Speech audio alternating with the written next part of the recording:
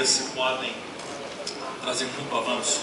E eu acho interessante que eu estou falando depois de duas pessoas que brilhantemente discorreram sobre o que é o futuro nessa área de células tronco, o que nós estamos fazendo no presente para chegar nesse futuro.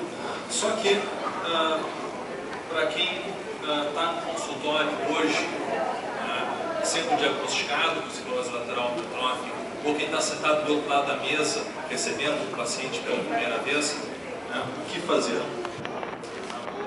Vem a pergunta de o que a gente vai fazer agora, o que a gente pode e o que a gente deve fazer. Bom, para começar, acho que vocês todos sabem disso, mas vamos revisar um pouquinho o que é a esclerose lateral amiotrófica. O nome da doença nos diz bastante sobre isso. Esclerose é uma forma de endurecimento, uma cicatrização de tecido lateral, porque essa cicatrização acontece nos cordões laterais da medula, que são as áreas por onde transitam as fibras dos neurônios motores. E a amiotrófica, porque leva à atrofia muscular. Ao degenerar esse neurônio motor, acontece uma perda de contato desse neurônio motor com o músculo não recebe fatores tróficos e, portanto, acaba atrofiando.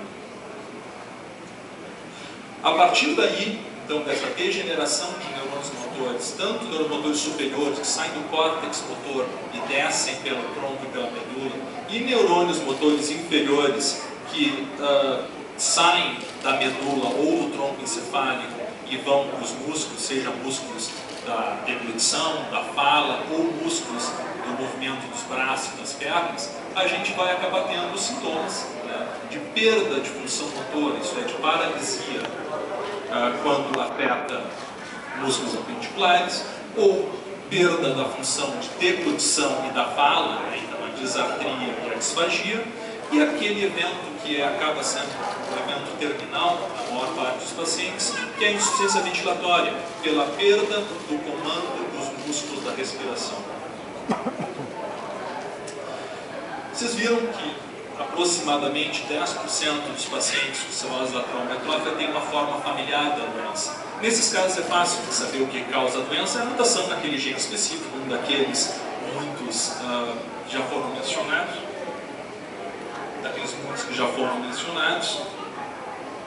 que acaba causando diretamente a doença.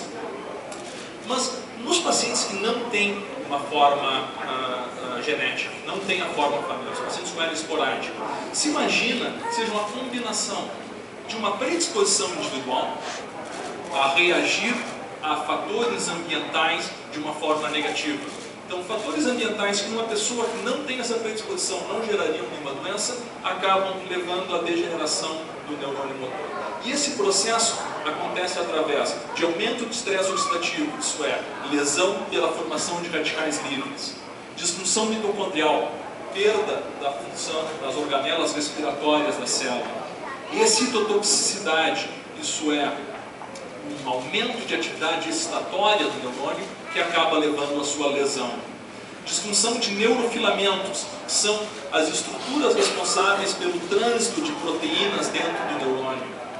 Inflamação, acontecendo como um processo secundário que vai, a partir dos demais, levar à morte neuronal. E a apoptose, que é a morte celular programada, que todas as células acabam tendo ao longo do ciclo vital, mas que, nesse caso, ocorre precocemente nos neurônios motores. A gente não tem ainda um tratamento efetivo e eficaz para esclerose lateral amiotrófica, mas quando isso acontecer, provavelmente vai envolver atacar esses fatores aqui através de múltiplos medicamentos. Um coquetel que atinja tanto estresse oxidativo, quanto excitotoxicidade, quanto apoptose, talvez seja muito mais eficaz que medicamentos individuais que possam ser usados pelo paciente. Quem tem ela? A gente está aqui falando de doenças raras, mas como rara é essa doença? São 15 mil, são 20 mil, são 30 mil? A gente não tem boas estatísticas no Brasil. Eu acho que, depois eu estava conversando aqui hoje, que uma das coisas que a gente precisa urgentemente é ter um registro epidemiológico adequado de pacientes com ela. A gente fez um registro na cidade de Porto Alegre e a estimativa é que seja mais ou menos ao redor de 5 para 100 mil no município de Porto Alegre, a prevalência de ela, isso é, no mundo, na maioria dos lugares, a média de 5,2 pessoas tem ela por cada 100 mil habitantes. Tá?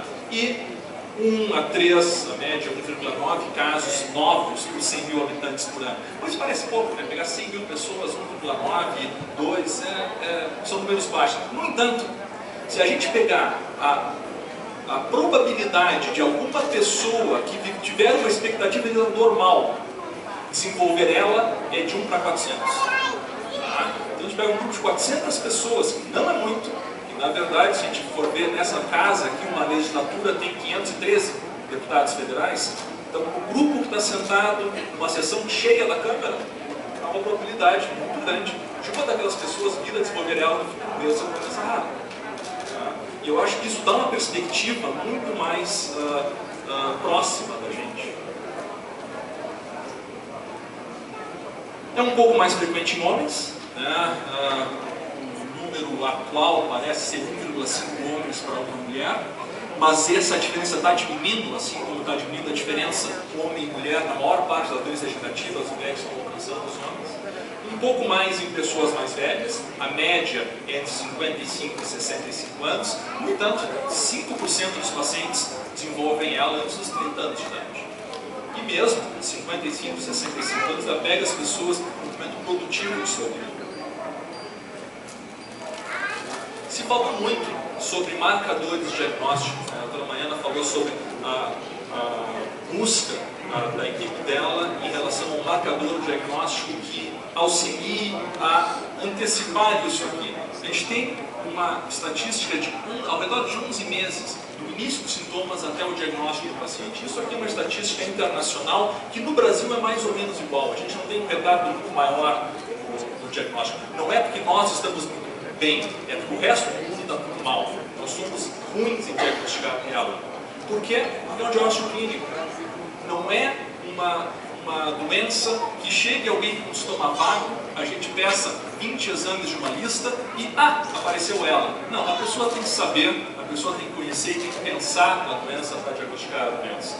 Exames auxiliam, eletromiografia é um exame que muitas vezes é essencial para o diagnóstico, ressonância magnética em alguns casos, exames de sangue, exames de líquido. E aqui pode acontecer um retardo, especialmente no sistema público de saúde, quando muitas vezes para se conseguir uma eletromiografia pode demorar 2 anos de espera, dependendo do tempo. Como tratar a ela? O que a gente vai fazer com esse paciente que já chegou ao diagnóstico? Bom, primeiro, as notícias não são muito boas, né? A sobrevida média de um paciente é 3 anos e meio. No entanto, isso é a média. Ninguém se chama média. E existem pacientes que vivem muito mais do que isso. 10% dos pacientes vivem mais do que 10 anos. Só que, por outro lado, a gente pode ler esse número sabendo que se 20% vive mais do que 5, 10% vive mais do que 10 e a média ainda assim é 3 anos e meio, existe um número razoável de pacientes que têm uma doença de evolução bem mais rápida. A ela, nesse momento, é incurável, mas não quer dizer que ela seja intratável. E isso é uma coisa que, quando a gente conversa com colegas, você trata a esclerose lateral amiotrófica, deve ser muito frustrante, não tem o que fazer, pelo contrário, tem muito o que fazer. Nós temos um tratamento único e eficaz que mude a história natural da doença de forma dramática, portanto tem muito o que fazer para esses pacientes, né? Tanto do ponto de vista de quantidade, quanto de qualidade de vida. O que a gente tem para fazer, então? Primeira coisa, tratamento medicamentoso. Hoje existe, não é só no Brasil, é no mundo, só um medicamento aprovado com a indicação de tratamento de ela com efeito modificador de doença, tá? Que é o riluzol. Ele age nas sinapses excitatórias, naquele mecanismo de citotoxicidade, ele bloqueia a toxicidade do glutamato, tá? E tem um efeito, que é um efeito pequeno. Nos ensaios clínicos, ele mostrou que ele retarda a progressão da doença em 2 a 3 meses. Tem uma série de críticas quanto a esse efeito tão pequeno assim. No entanto, são pacientes que estavam já em fases mais avançadas de doença. Parece que o efeito em estudos populacionais é um pouco maior e que chegue a 6 meses a 21 meses, dependendo do grupo estudado, de quão precoce é iniciado o tratamento nesses pacientes. Não existe um efeito mensurado na qualidade de vida. Nós não sabemos se os pacientes que usam riluzol e vivem talvez 12 meses a mais, ou 17 meses a mais, como alguns estudos mostram, se eles vivem melhor ou não. Ventilação. Eu falei que o principal evento terminal dos pacientes com ela é a insuficiência ventilatória. O que a gente pode fazer com relação a isso? Bom, está comprovado que ventilação não invasiva, através de um aparelho chamado BiPAP, ele aumenta a sobrevida. Esse aumento de sobrevida pode chegar até 205 dias, um pouco menos, então, de um ano. Tá? No entanto, está comprovado que a ventilação não invasiva não aumenta só a sobrevida, mas aumenta e preserva a qualidade de vida. Pacientes que usam ventilação não invasiva, quando indicado, eles têm uma melhor noite de sono e têm uma melhor qualidade de vida, com menos fadiga nas suas atividades diárias. O próximo passo, em pacientes nos quais a ventilação não invasiva não é mais eficaz, é a ventilação invasiva. Intubação, colocação de traqueostomia e ventilador portátil. Isso previne a falência respiratória. Obviamente, a gente vai conseguir ventilar esse paciente por ele, sem precisar os seus próprios músculos, mas tem um efeito duvidoso em relação à qualidade de vida. E esse duvidoso não é porque a gente não sabe qual é o efeito, é porque o efeito depende de cada paciente. Existem pacientes que têm talvez uma vida interior muito maior e que conseguem extrair qualidade de vida de estarem vivos, compartilhando o mundo com seus familiares, sem uma interação motora tão grande assim, e outras pessoas, para eles é o fim. Talvez para essas pessoas a ventilação invasiva não fosse adequada, dos primeiros talvez fosse. Por último, existe agora um estimulador de ponto motor do diafragma, que é um aparelho que é popularmente chamado de marca-passo diafragmático, e ele aumenta a sobrevida provavelmente em 2 anos. Tá? Esses dados ainda não estão seguros, existem alguns ensaios clínicos ainda em andamento, mas o aparelho já está aprovado pelo FDA e pela agência europeia. O principal é que ele melhora também a qualidade de sono. Não foi feito um estudo mais abrangente com relação à qualidade de vida, mas por continuidade, pode-se imaginar que ele melhora a qualidade de sono, assim como o BiPAP melhora a qualidade de sono, ele também tem um efeito positivo na qualidade de vida. Ele tem vida própria, assim, sondas de alimentação, certo? As sondas de alimentação preservam o estado nutricional e preservam a qualidade de vida do paciente. Tá? E provavelmente sejam eficazes em aumentar a sobrevida, não é que a gente, que a gente tenha grandes dúvidas, simplesmente que o estudo não foi feito. Sonda de alimentação pode ser tanto com um tubo de gastrostomia, quanto com um botão de gastrostomia. Eles são inseridos percutaneamente com uma endoscopia. E aqui vem a importância do acesso rápido ao tratamento. Por quê? Porque isso aqui não pode ser colocado a qualquer momento. Isso tem que ser colocado no paciente no momento certo. Existe uma janela de oportunidade na qual o paciente tem condições respiratórias de tolerar a colocação do tubo. Passada aquela janela, ele não é mais candidato para colocar uma gastrostomia e, se for necessário, vai ter que conviver com uma sonda nasoentérica, que do ponto de vista de conforto é pior, do ponto de vista médico também é pior, traz mais complicações. Então, acesso ao tratamento rápido é importante. E talvez aquilo que tenha um dos maiores efeitos na qualidade de vida e um efeito significativo na sobrevida dos pacientes é o acesso a clínicas multidisciplinares. Se sabe que pacientes que frequentam clínicas multidisciplinares utilizam mais medicação, utilizam mais riluzol, utilizam mais ventilação não invasiva e colocam mais gastrostomia. A sobrevida desses pacientes é de 7 meses e meio a 10 meses maior do que pacientes que não frequentam clínicas multidisciplinares, independente do tratamento que os outros receberem, só o fato de estar na clínica multidisciplinar. A mortalidade em 5 anos reduz em 43%. Então, realmente tem um efeito significativo. E eles têm uma melhor qualidade de vida, certo? Esse efeito da clínica multidisciplinar, ele já é aparente a partir da primeira visita. Se eu pegar pessoas que foram uma vez numa clínica multidisciplinar, ele já tem um efeito, uma sobrevida maior e uma mortalidade reduzida em 5 anos. Isso é porque essa clínica multidisciplinar, mesmo que ele não siga lá, é capaz de coordenar e organizar melhor os cuidados desse paciente. Mas a gente tem que fazer melhor. Tá? Isso é o que a gente pode fazer. Mas o que a gente deve fazer a mais? Durante algum tempo, eu fui do conselho diretor da Associação Internacional de... Aliança Internacional de Associações de Esclerose Lateral Amiotrófica. E nas reuniões se discutiu durante muito tempo e se conseguiu aprovar os 5 direitos da pessoa portadora de esclerose lateral amiotrófica. Os 5 direitos são: pessoas com ela têm direito a diagnóstico e informações precoces, acesso precoce a um médico informado sobre ela, diagnóstico preciso e precoce, comunicado de forma sensível, e acesso a informações no momento adequado para cada fase da doença. Então, acesso à informação é muito importante, que esse acesso seja no momento certo, seja rápido. E aqui, o que a gente pode fazer com relação a isso? Do ponto de vista científico, a gente pode desenvolver métodos diagnósticos mais precoces. Do ponto de vista médico, do ponto de vista educacional, a gente pode orientar pessoas para ter essa visão humanista de tratamento do paciente. E do ponto de vista de política pública, a gente pode fazer com que essas pessoas sejam acessíveis, não fiquem presas numa torre distante dos pacientes que nunca conseguem chegar até elas.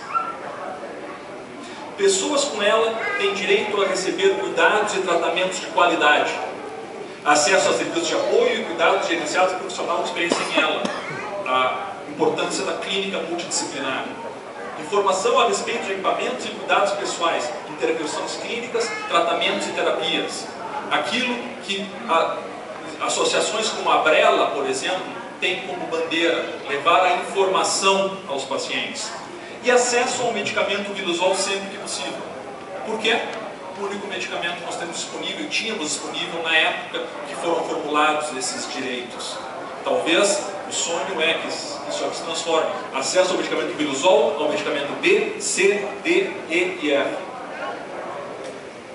Pessoas com ela têm direito a serem tratadas como indivíduos, com dignidade e respeito. Então, disponibilizar para os pacientes um plano de cuidados que especifique o tipo de cuidado e apoio que necessitem. Por quê? Porque cada paciente é um indivíduo.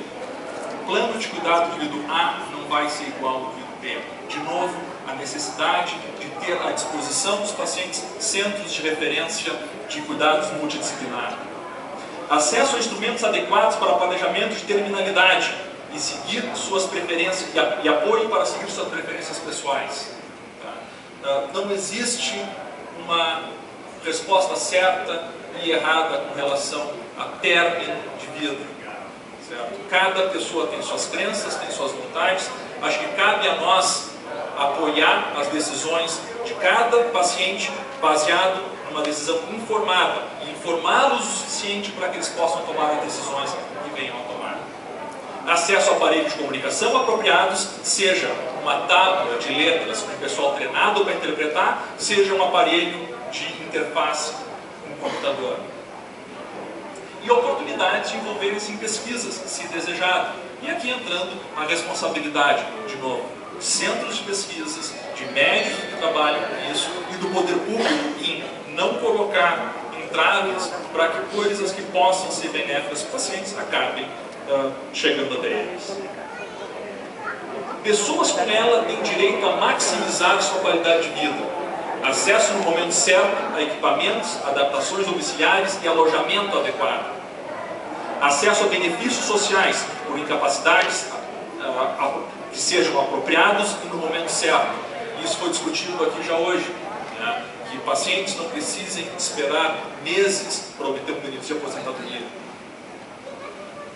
E os cuidadores de pessoas com ela têm o direito de serem respeitados, valorizados, escutados e apoiados. Esses cuidadores têm que ter acesso a apoio e aconselhamento incluindo o atendimento de repouso e luto. Talvez aquele cuidador seja o cuidador único de um familiar, precise que exista um mecanismo de cuidador substituto, substituí-lo por uma semana que seja para essa pessoa sair de férias. Porque férias não é um desperdício de tempo e de dinheiro, férias é aquilo que aquela pessoa precisa para voltar e continuar cuidando do seu familiar da melhor forma possível. Ter suas necessidades como cuidadores e indivíduos avaliadas, garantindo que seu bem-estar emocional seja reconhecido e apoiado. Né? Quantas vezes a gente fala só do paciente, e esquece que o cuidador também vive isso junto. Né? E acesso aos benefícios sociais apropriados, seja isso através de uma bolsa que essa pessoa receba, um benefício que receba por cuidar de uma pessoa incapaz que não tem condições de se manter sozinha.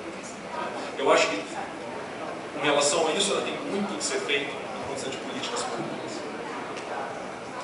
Eu acho que era isso. Eu gostaria, então, de uma cidade que tem um pôr do sol bonito, né, para outra cidade que tem um pôr do sol bonito, agradecer a presença de vocês e pensar que um dia muitas dessas coisas que a gente tem por fazer se tornem realidade. Obrigado.